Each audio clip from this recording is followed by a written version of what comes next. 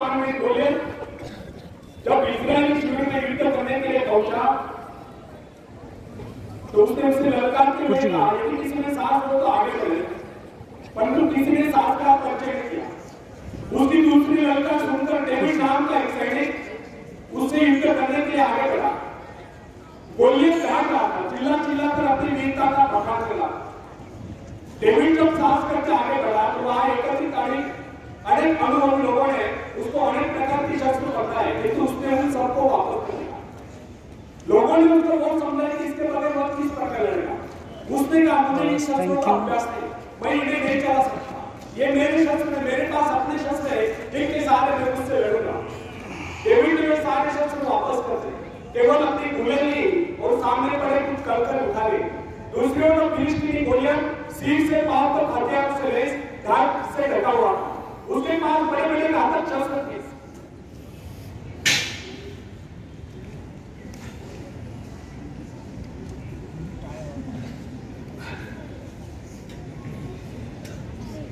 उसने अपने गुलल में पत्थर चढ़ाया और गोलियत के माथे को निशाना बनाकर उसे छोड़ दिया। पत्थर लगते ही वह जमीन पर लोट-पोट हो गया। यह डेविड के पूर्ण आत्मविश्वास का परिणाम था कि सिर से पांव तक हथियारों से लैस गोलियत को उसने धूल चढ़ा दी, केवल एक गुलेल और ईश्वर के प्रति अपने विश्वास के दम पर, अपने आत्मविश्वास के दम पर। इससे यह सिद्ध होता है आत्मविश्वास अनन्य रूप से सफलता की कुंजी है। यदि विश्वास नहीं तो भरोसा नहीं, भरोसा नहीं तो उपलब्धि नहीं। विश्वास जितना दृढ़ होगा विजय की संभावना उतनी अधिक होगी। हम लोगों में यदि कमी होती है कि केवल आत्मविश्वास की, हम लोगों में यह भावना नहीं होती कि हमारे भीतर जो ईश्वर आत्मविश्वास के रूप में बैठा हुआ है वह संसार की सबसे बड़ी शक्ति है, वह हमारी सहायक है।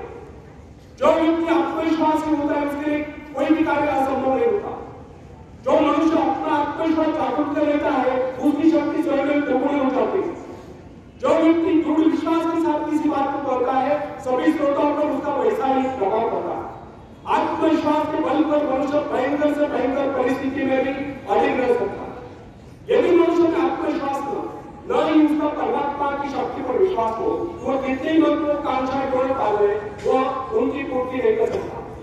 यदि मनुष्य में आत्मविश्वास नहीं है तो कितना ही परिश्रम क्यों न कर ले, उसका सारा परिश्रम व्यर्थ है। जो व्यक्ति अविश्वासी होता है समझिए कि वो जीवन के नियम के विरुद्ध कार्य कर रहा है, अतः उसका असफल होना निश्चित है। उसको किसी प्रकार की उपलब्धि नहीं मिल सकती। हंसने मुस्कुराने जैसा मामूली कार्य नहीं जिसमें व्यक्ति को जड़ से कुछ खर्च नहीं करना पड़ता, बिना आत्मविश्वास के संभव है। आत्मविश्वास के अभाव में और भी मुस्कुराने से मना करते थे। प्रेस यदि हम जीवन में सफलता चाहते हैं और हंसते हंसते इस जीवन को गुजारना चाहते हैं तो सबसे पहले हमें अपने भीतर आत्मविश्वास जागरूक करना होगा। उन दो मनुष्यों में धरती और आकाश का अंतर होता है, जो अनात्मविश्वासी है और जो आत्मविश्वासी है। जो व्यक्ति आत्मविश्वास नहीं होता है उसका जीवन कभी ऊपर की ओर उठ नहीं सकता, जबकि जो व्यक्ति आत्मविश्वासी होता है उसका जीवन ऊपर को उठे बिना नहीं रह सकता। संसार में जितने भी महान कार्य जिस किसी ने किए हैं वे सब साहस के आधार पर ही हुए और किए गए।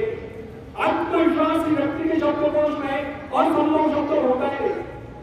जो लोग अपनी शक्तियों का अनुमान नहीं लगाते, जिनके जीवन में आकाश में मात्र खाने पीने तक ही सीमित रहती है, जो ये नहीं जानते कि उन्हें धरती पर परमात्मा ने किस कार्य विशेष के लिए भेजा है या उनकी इच्छा कोई कार्य विशेष करने की थी, वे लोग न तो आज तक संसार में कुछ कर पाए हैं ना ही भविष्य में कुछ कर पाएंगे। मेरे पास एक न्यूयॉर्क का पत्र है, वो लिखता है मैंने अब तक तो कुछ पाया है ना ही भविष्य में कुछ पाने की आशा रखता हूँ। मैं सदा से ही आभारी रहा। जिस कार्य में मैंने काम करने का प्रयत्न किया उसमें लगभग मैं असफल ही रहा। उसमें कभी आत्मविश्वास था ही नहीं और मैं समझता हूँ भविष्य में मुझे कभी आत्मविश्वास जागरूक नहीं होगा। उस नौजवान के असफल होने के कारण स्पष्ट है। उसके असफल होने का मुख्य कारण उसकी मानसिक स्थिति। जिस आदमी की मानसिक स्थिति ऐसी होती है उसको कभी सफलता नहीं।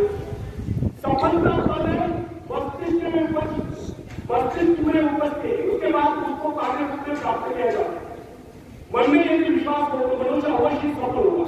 जिसके मन में विश्वास आ जाए कि वो जीतेंगे, सफल है और दुनिया का कोई ऐसा कार्य नहीं जिसे वो अंजाम दे सके, तो सफलता है उसके कदम झुकी है, वो व्यक्ति सफल है। जब कोई व्यक्ति अपने मन में जो ठाना बनाए दुनिया की कोई ऐसी शक्ति नहीं जो उसे कार्य करने के लिए प्रेरित कर सके, उस कार्य में उसे सफलता दिया। फ्रेंड्स, जब हम जीवन में सफलता की बात सोचते हैं तो उससे पूर्व हमें अपने विजय दायिनी शक्ति पर पूर्ण विश्वास होना चाहिए। हमको अपने पर पूर्ण विश्वास होना चाहिए और जो कार्य हम करें पूरे दिल से करें, अनमने होकर नहीं, तभी हम उस पर विजय प्राप्त कर सकते हैं। फ्रेंड्स, जिस समय जय नेहरू से कॉलेज हो रहा था, उस समय उसके समूह का एक उद्देश्य था। उसके विषय में डॉक्टर ने कह दिया था कि उसका स्वास्थ्य इतना गिर गया है वो अधिक समय तक जीवित नहीं रह सकती। यहाँ तक कि उन्होंने उसके जीवन की अवधि अधिकाधिक 4 मास की निर्धारित कर दी। जैन ने कहा ठीक है, 6 मास है, इन 6 मास में कम से कम वो एक काम तो मैं कर रही हूँ जो मैं मानवता के लिए करना चाहती हूँ। उसने आत्मविश्वास से कार्य किया। उसके अपने जीवन का उद्देश्य एक आश्रम की स्थापना कर। उसने पूरे विश्वास के साथ वो कार्य हाथ में लिया और जो जो अपने कार्य में आगे बढ़ती गई, जो जो उसका स्वास्थ्य भी बेहतर होता गया। वो न केवल अपने उद्देश्य की स्थापना में सफल हो गए, अपनी जो 4 मास है वो कई वर्षों तक जीवित थी रही। ये उनका अपने पर पूर्ण विश्वास और परमात्मा की कृपा में अपार श्रद्धा और निष्ठा का ही परिणाम था। फ्रेंड्स, हिप्नोटिज्म का चमत्कार देखिए। मैंने कैसे व्यक्तियों में देखा जो साधारण था, उसको जब हिप्नोटाइज कर दिया गया तो उसने वह तो दिखाया जिसकी कोई कल्पना नहीं कर सकता। उसको 2 कुर्सियों पर बिठा दिया गया, एक कुर्सी पर उसके पैर, दूसरी पर उसकी गर्दन होती, बीच का भाग बदल है।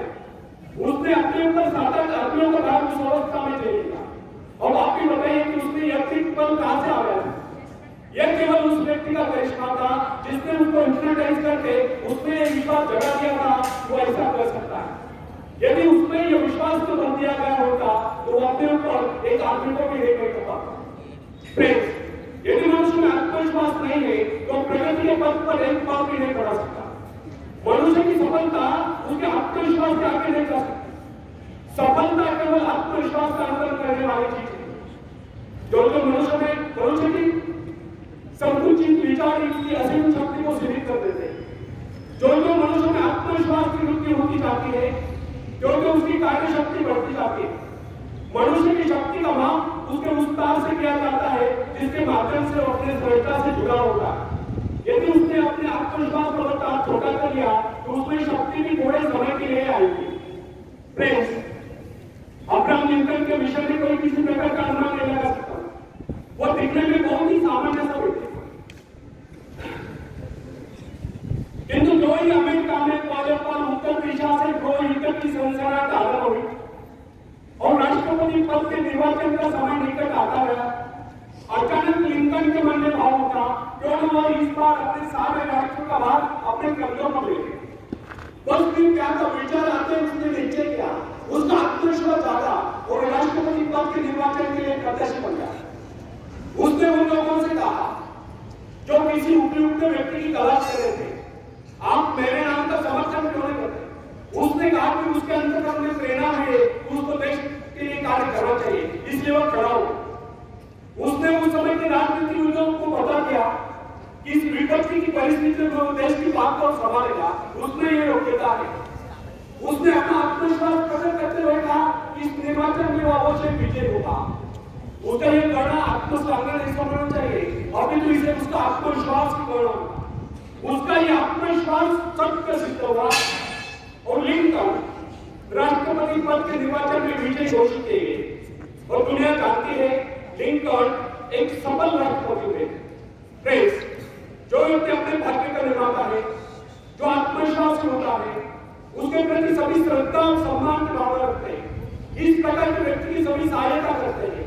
जिसके विषय में लोगों को विश्वास हो जाता है वो किसी विशेष कार्य के लिए नियुक्त है। ऐसा व्यक्ति जहां भी जाता है सम्मान पाता है, सब उसकी ओर अक्सर बड़ी नजर से देखते हैं। ऐसे लोग जिस मार्ग पर भी चल पड़ते हैं उस पर उनका मार्ग में पलता चला जाता है। फ्रेंड्स, जॉन आर्क के भीतर से छुटा है कि उसे अपने देश को शत्रु की रास्ता से मुक्त कराना है, शत्रु की गुलामी से मुक्त कराना है और इस शक्ति के आधार पर उसने फ्रेंच सेना का नेतृत्व किया और सफलता प्राप्त की। यदि उसमें ये भावना न होती तो उसकी शक्ति अपने सैनिक से अधिक होती। यदि उसमें आत्मविश्वास और विश्वास पर विश्वास न होता तो कभी भी फ्रेंच सेना का नेतृत्व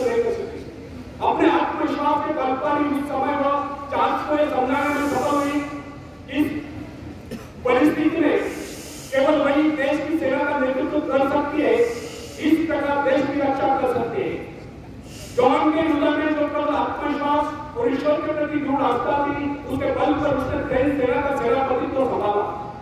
उसका आत्मविश्वास वरदान सिद्ध हुआ। यद्यपि उसको युद्ध कला का प्रारंभिक ज्ञान नहीं था। बाल्यकाल में जब अपने माता पिता के भेड़ों की रखाली करती थी, उस समय ही उसको कुछ आभास हुआ था, किंतु उसका पिता उसकी खिल्ली उड़ाता था। इसके अतिरिक्त वह नारी थी। नारी को सैनिक रूप में देखना हर किसके लिए सहज नहीं होता, किंतु आज तक आत्मविश्वास उसको उसके पद से निकाल नहीं सका। उसको किसी की परवाह नहीं थी कि कोई उसको कोमला निकालकर उसकी खिल्ली उड़ाएगा, किंतु इतना साहस था किसमें कि उसकी खिल्ली उड़ाता। उसका आत्मविश्वास उन सब प्रभावी हो गया। उस आत्मविश्वास के कारण ही एक नारी, एक साधारण सी नारी इतिहास के पुष्टों पर सदा सदा की अंकित हो। नॉर्थ पोल की गोल करने वाले पेरी के आत्मविश्वास के विषय में कड़ी विचार कीजिए। उसने इसके लिए एक बार में अनेक बार प्रयत्न किए, अनेक बार उसको अपने जान के लाले पड़े, किंतु क्या इससे वो निरुत्साहित हुआ? यहाँ तक उसका चलियान खंडा खंड हो गया। अनेक बाधाएं सामने हैं। उसके सैन्य साथी उसको बीच मैदान में छोड़कर चले गए, किंतु वह अपने आत्मविश्वास के आधार पर अपने उद्देश्य की सिद्धि के लिए आगे बढ़ता ही गया। उसके अपने जीवन का लक्ष्य उसके ध्रुव प्राप्त करना था, जो उसके मन से कभी नहीं था। संसार में ऐसे लोगों की कमी नहीं जो कि छोटे छोटे पदों पर कार्यरत होते। क्या कारण है जो उन पर अपने आज्ञा चलाते हैं? वे उनसे योग्यता में और शिक्षा में अधिक होने पर भी छोटे पदों पर टिके हुए।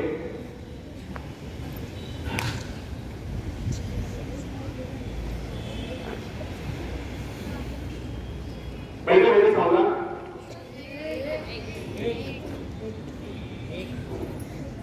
फ्रेंड्स,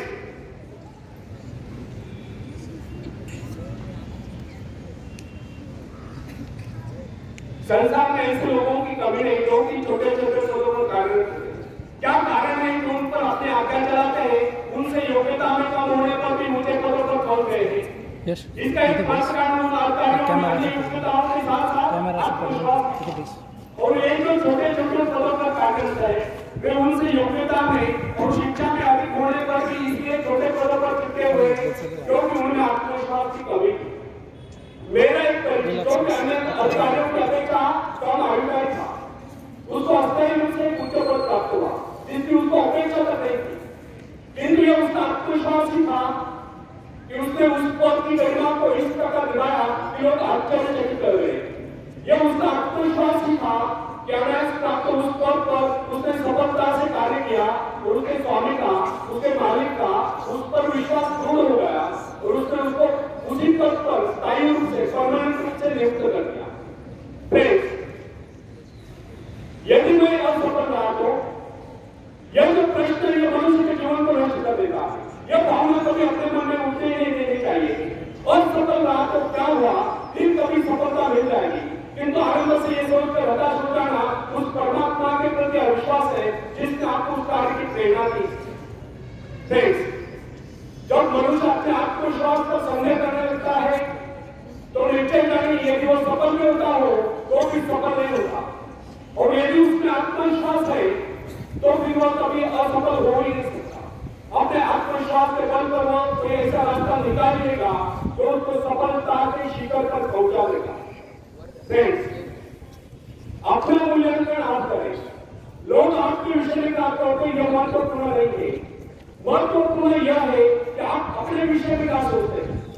यदि आप में आत्मविश्वास नहीं है तो फिर लोग कुछ भी कहें आप सफलता के निकट नहीं पहुंच सकते, और यदि आप में आत्मविश्वास है तो फिर लोग कुछ भी कहें आपको सफल होने से कोई रोक नहीं सकता। बेंजामिन डिज़रायली जो कि एक साधारण सा व्यक्ति था, इंग्लैंड का प्रधानमंत्री बनने में सफल हुआ। उसने क्या विशेषता थी? यह तो उसका आत्मविश्वास, उसके मन की दृढ़ता। यही कारण था कि महारानी विक्टोरिया भी उसे अपने व्यक्तिगत मित्र जैसा सम्मान देती। कर्नल रूजवेल्ट की क्या विशेषता थी? केवल यही कि उसको थियोडोर रूजवेल्ट पर आगाध विश्वास था। अब तक उसने आत्मविश्वास फूट कर भरा हुआ। यदि उसमें इतना आत्मविश्वास न होता तो फिर उसको कितनी सुविधाएं मिलती, उसमें कितनी योग्यता होती, उसके कितने साथी उसका उत्साह बढ़ाते, वो उस स्थिति में नहीं पहुंच सकता था। हाँ, कुछ होता भले होता। विश्वास का मनोविज्ञान मनुष्य स्वभाव की बहुत ही विचित्र बात। आध्यात्मिक आधार पर विश्वास अधिक दिखता है, जबकि मानसिक धरातल पर विश्वास नेपोलियन जैसा होता है। अन्य सभी गाड़ियां तो उसके सैनिकों के समान होती है, और जब वे सैनिक अपने नेता पर, अपने सेनापति पर विश्वास कर रहे होते हैं, उनकी शक्ति स्वयं में दोगुनी चौगुनी बढ़ती जाती है। जो सोचता है वह कर सकता है, जो सोच ही नहीं सकता वह कर नहीं सकता। मनुष्य इस आत्मविश्वास की शक्ति के विषय में कभी सोचता है। जिनमें ये आत्मविश्वास होता है उनको कुछ नहीं अधिक नहीं करना, वे केवल अपनी आत्मा की आवाज का अनुकरण करते हैं। फ्रेंड्स, मनुष्य आज जो यहाँ तक उन्नति करता है, इसका एक मात्र कारण उसका आत्मविश्वास। अन्यथा वो पहले पल तो वन्य प्राणी माना जाता है। मोजेस में इतना आत्मविश्वास बढ़ा था कि वो ईसाइयों को भेड़ टेक्नोलॉजी से निकाल करेगा। ईसाई विश्वास के आधार पर सारे संत अपने आत्मविश्वास के कारण ही वो सब कार्य करता है जिनके विषय में उनके आश्चर्यकारक कारणों की चर्चा की जाती है। फ्रेंड्स, यदि आप कहते हैं तो इसका भी कार्य है कि अपने आत्मविश्वास में आप ईश्वर की संतान, उसे आपका दुर्बल जीवन स्वीकार है, वो आपको दुर्बल देखना ही नहीं चाहता। मनुष्य को अभ्यास कर लेना चाहिए कि वो दिन का आरंभ और अंत स्वयं में परमात्मा में विश्वास जागरूक करते हैं। यदि आप में पूर्ण आत्मविश्वास है तो इसके विपरीत विचार आपको पथभ्रष्ट कर नहीं सकते। जब मनुष्य स्वयं को प्रभु का अंश स्वीकार कर लेता है तो फिर उसको किसी बात का भय या चिंता नहीं रहती, उसका आत्मविश्वास जाग उठता है। आत्मविश्वास के कारण हमें सफलता मिलती है, और सफलताएं हमारे जीवन में खुशियां भर देती है, और खुशियां हमें कहो करे और मुस्कुराते प्रदान करती है। तब हम हंसते हंसते इस जीवन को गुजार लेते हैं। धन्यवाद।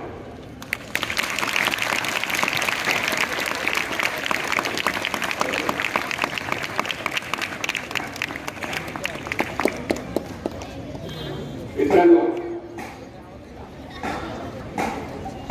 थोडा मराठी समज लागतो।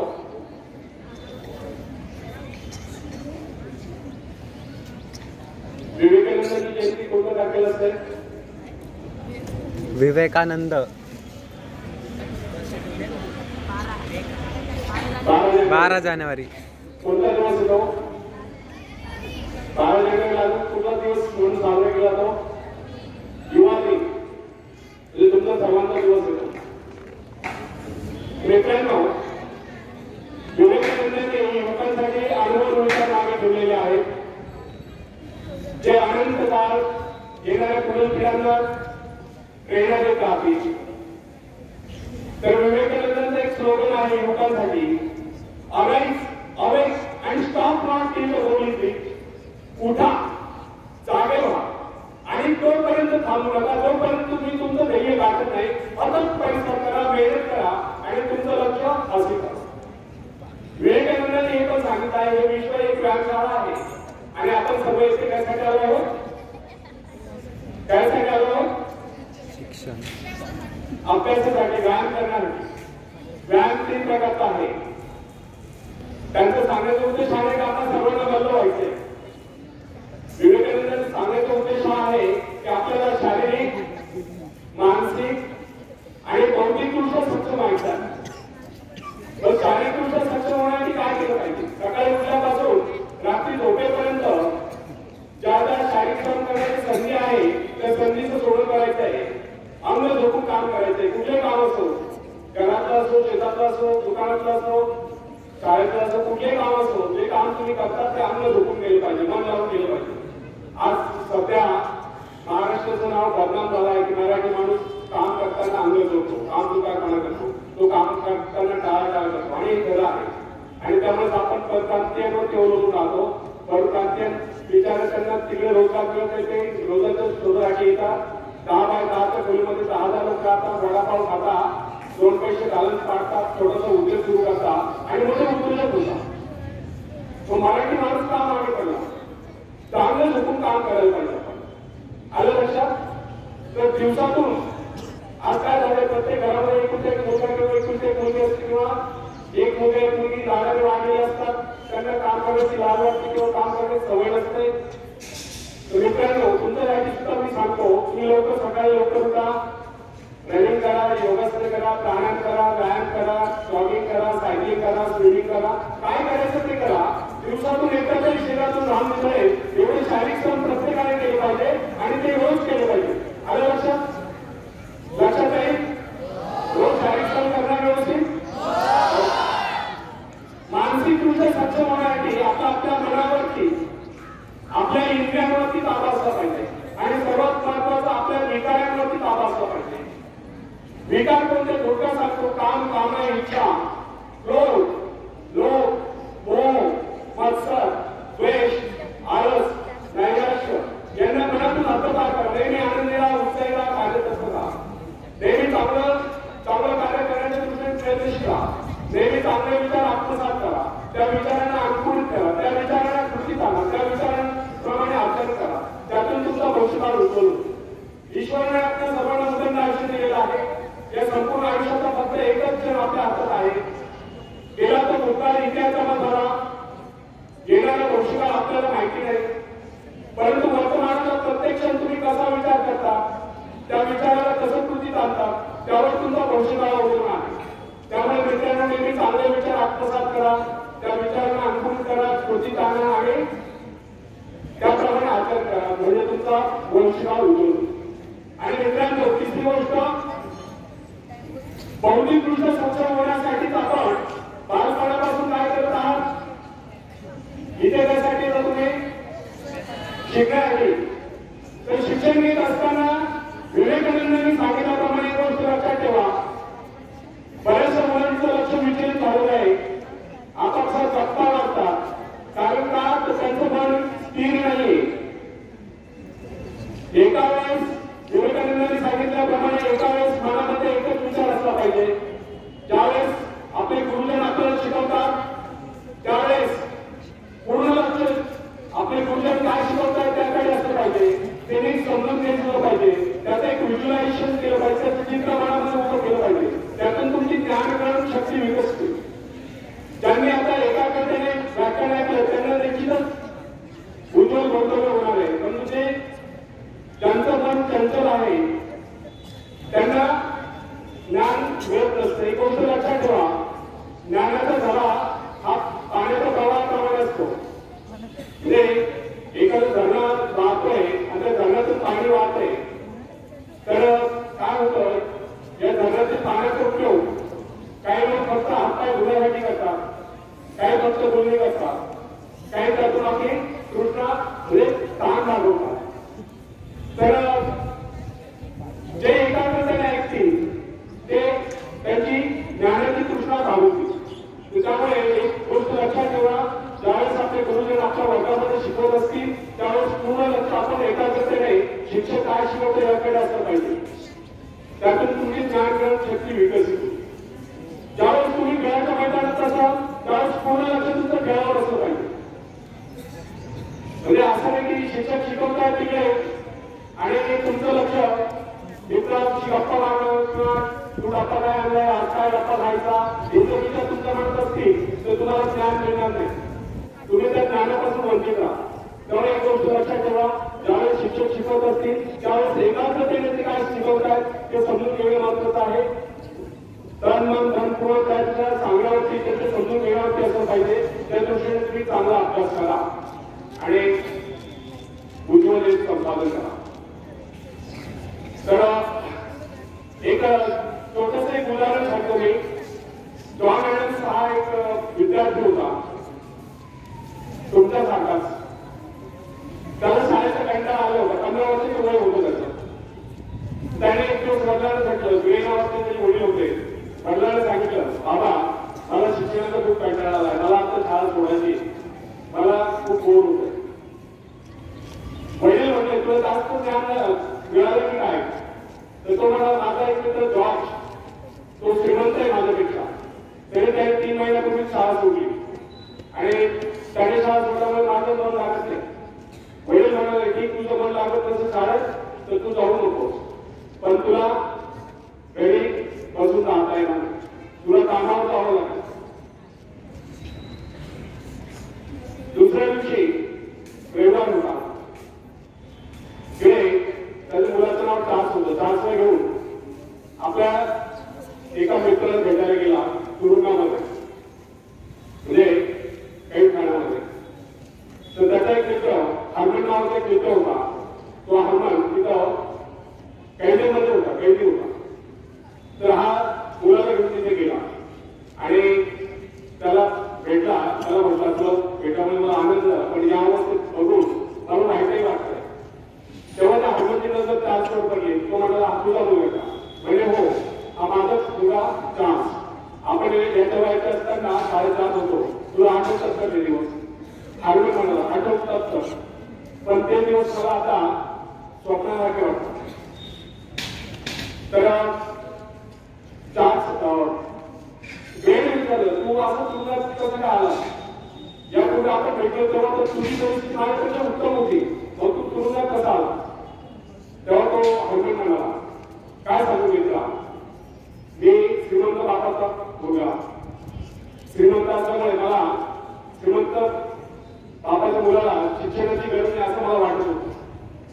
मी माझ्याकडे खूप पैसा होता, खूप मित्र मला मिळाले, खूप मजा केली आम्ही चालल्या जीवनामध्ये. आणि त्यामुळे तोपर्यंत मजा होती, तोपर्यंत वडील होते. पण तो वडील वाटले आणि खूप मोठी संपत्ती माझ्या हातात मिळाली, मोठे गव्हाण मिळाले. ती संपत्ती माझ्या कुठल्याही प्रकारची कष्ट न करता मला ती संपत्ती मिळाली. त्या संपत्तीचं महत्व मला कळालं होतं. परंतु त्यामुळे मी वाहत गेलो, वाईट सवयी लागली. आणि जेव्हा माझे डोळे उघडले तेव्हा मी द्रव्यही चालवतो. माझे मित्र पण मला विचारत होते. आणि मग म्हणजे चेंज करण्याची सवय लागली होती. मग झटपट पैसा मिळवण्याचा मार्ग शोधण्याचा मी प्रयत्न केला. आणि त्याचा काय परिणाम झाला तो बघतोच आहे. मी इथे तुरुंगात येऊन पडलो. तर